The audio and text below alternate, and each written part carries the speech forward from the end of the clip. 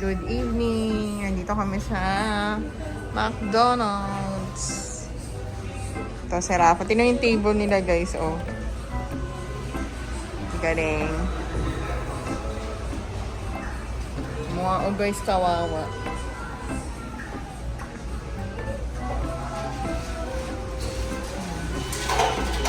Ito na sila guys, oh. Ito guys maganda sa US kasi unlimited yung drinks. Okay.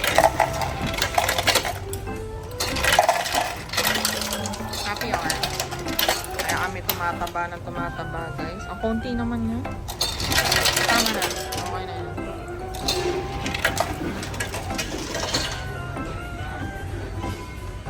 Good morning. Uwi na. Day 1 of 2. Sorry.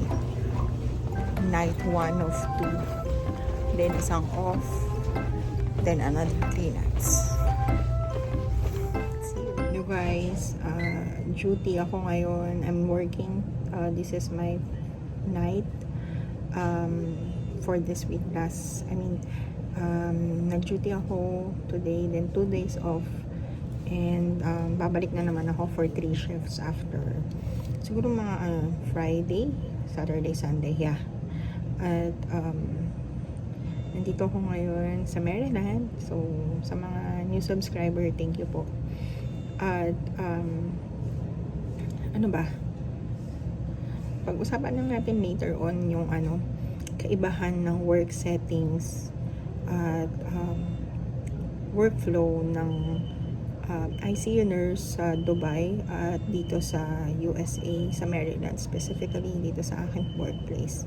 So, disclaimer lang, ito yung para sa comparison lang ng aking experience. Hello guys! Good afternoon! Welcome sa Team Perez Vlog uli. So, ngayon, day off ko. Galing ako ng night shift kagabi, kasama doon sa clip na to na naunang clip ng video na to. So, nagpunta kami kanina. First time lang namin magpa-dental appointment dito sa Amerika. 1 year na kami rito pero hindi kami agad naghanap ng dentist. So, yun nga. Kasi parang ang reason ko doon is nahihirapan akong maghanap kung saan talaga. Sa totoo lang guys, mas mahirap ang facilitate ng appointment dito sa US kaysa sa pinanggalingan namin sa Dubai. To be honest, this is me talking with my own experience, okay? So, ang ginawa ko, meron kaming dental healthcare provider. Yung insurance ko, dental insurance naming family, under sa aking agency sa name ko.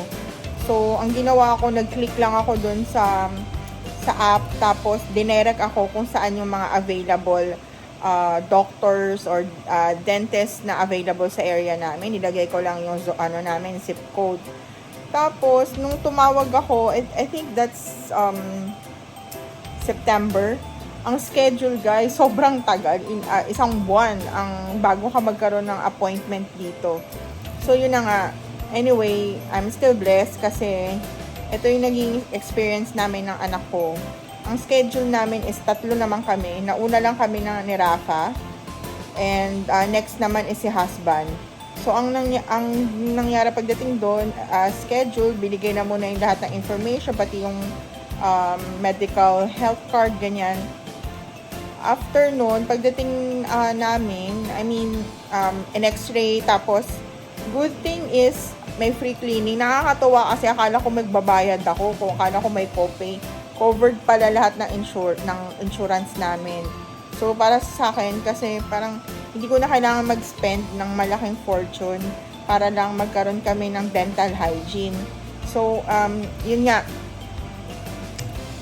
Ewan ko, pero tinanong ko yung secretary or yung nasa front desk kung kailangan ko bang, kailan ako mabibil uli. So, sabi sa akin, if talagang may kailangan bayaran or coverage naman kasi ng insurance yun, kaya may kailangan bayaran, i-email na lang or either way, sa next appointment namin schedule. So, in-schedule na naman kami for another 6 months na waiting time, which is sa April 2025 na. So, ang ginawa lang naman sa amin is nagpa-cleaning, tapos schedule ako para sa fillers. Tapos yung anak ko, kailangan kong siyang i-schedule or itawag para sa ano, baka pa-braces si Rafa. So, yung husband ko naman, late siya maaano ng schedule niya sa dentist is October 17. So, titingnan ko sasamahan ko siya, tapos kung ano ipapagawa din sa kanya. So, yun na guys. Thank you. Hello guys, good evening and Christmas tree namin. Tinayo ko na siya nung last week. Tapos, ito ngayon, nanonood ako kanina ng Victoria's Secret na fashion show. After 6 years, saka lang nagkaroon ng kasunod na fashion show yung Victoria's Secret. Saka si Liza ng Blackpink pa yung opener act doon. Tapos nandun yung mga favorite kong mga model, supermodel na naabangan ko dati. Si Candice Wanopo, Bahati Prince Lu, Alessandra Ambrosio, Adriana Lima, yung mga sila Taylor Hill. At nandun pa si Bella Hadid tsaka si Gigi, magkapatid. Yun na nga. Sasagutin ko lang yung yung ibang mga nag-comment sa akin sa previous video ko, sa previous vlog ko regarding sa paglipat ng state sa Texas ba o sa Maryland. Kasi guys, na-appreciate ko yung mga nagko-comment, lalo na yung shout out lang kay Mogo Marbs kasi napa-comment si Sir Idol ko yan eh. Welcome sa atin sa Maryland. Yun nga guys, hindi ko masabi kung 100% ba na Texas ba or Maryland nga naman. Parang kasi bigla namin naisip, lalo na ngayon dito sa Maryland, nag-start na yung fall na. Tapos yung foliage, yung iba-ibang kulay ng mga puno na nag-change color dahil sa maglalagas na siya. Yan. May mga color yellow, orange, red, napakagandang tingnan. Sabi ng husband ko kanina, yun daw yung mamimiss namin kung aalis kami sa Maryland, sa East Coast. Tapos, bigla ako na-realize, if lilipat kami ng Texas, hindi namin siguro may experience yung lamig. Kasi, masaya kami na gano'n, na may malamig, gano'n. Tapos, pa-snow na, kahit na malamig siguro, basta, syempre, kompleto sa jacket, natural. Tapos, may feeling, kasi, ewan ko ba, yung Maryland, ewan ko ito kasi yung feeling ko sa East Coast, yung feeling ng bata pa ako, parang iniisip ko lagi ang Amerika, kamukha ng East Coast, ng New York, ng New England, ng Maryland, ng Washington DC, ganun yung imagination ko sa Amerika. Kaya, nung dumating kami dito sa Maryland, naisip ko na, wow, this is really America. Ito yung feel, ito yung weather, ito yung situation, ganun. If pupunta kami ng Texas, karamihan doon ay mainit. Kadalasan doon mainit. Tapos, alam ko may mga part naman na malamig sa Texas kapag winter. Pero kasi, na-hold back talaga ako dahil sa pagkuha ng bahay. In case darating yung panahon na kukuha na talaga kami ng place. Kung lang talagang mura dito sa Maryland yung bahay na kasi yung halaga ng 450,000 na bahay sa Maryland, compare mo sa Texas. Grabe talaga. Sa napapanood ko. Pero God willing, hindi ko naman sinasara yung pinto ko sa East Coast dito sa Maryland na fell in love na kami dito sa place. Pero we don't know, hindi pa naman ako 100% decided kung saan eh.